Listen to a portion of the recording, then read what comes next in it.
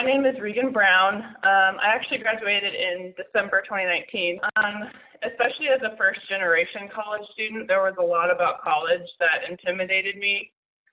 So, and then compound that with being a transfer student, I felt, like I didn't really have a place until I met some of the psychology faculty and just felt like that kind of became my home at Washburn.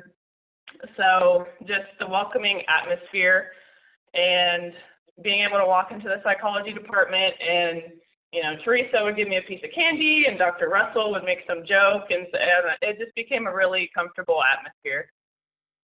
Don't be afraid to walk in and just kind of say, tell me about Washburn psychology. I mean, seriously, the professors and the administrative assistant and everybody in there they're all just such psychology nerds that they'll probably talk to anybody at any time about it. So if you're interested, please go ask or email it's awesome. My inspiration, I guess, came from when I was at KU and I was an athlete struggling with some mental health issues and decided to transfer to Washburn, took an intro to psych course and just kind of fell in love with it. And that kind of leads into what I plan to do, which is hopefully someday become a sports psychologist. But I feel like I got pretty lucky. There is a professor in the psychology department at Washburn who sort of specializes in sports psychology. So I was able to not only begin research in the field, but do some application as well and begin working with the athletes and coaches. So I think that experience is going to be invaluable moving forward. So it was a team of grad students actually who started the mental health screenings for the athletes.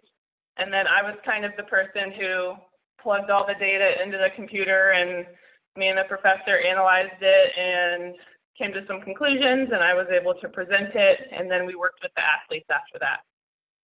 Take initiative. You can't wait for a professor to reach out to you necessarily. That was kind of how I got I guess, with Dr. Provorst, because I emailed him and was like, hey, I saw that you are into sports psychology.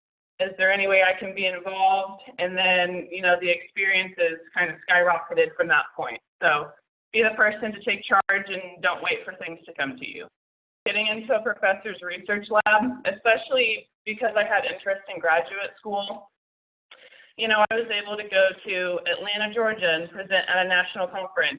And so that just prepared me for all of the presentations that I will hopefully give in the future. So I definitely think being a part of a professor's research team, you can't put a price on that. So the first couple times I was a part of a research team, I was just kind of helping plugging in numbers, and then the professor would kind of take more charge with actually analyzing it.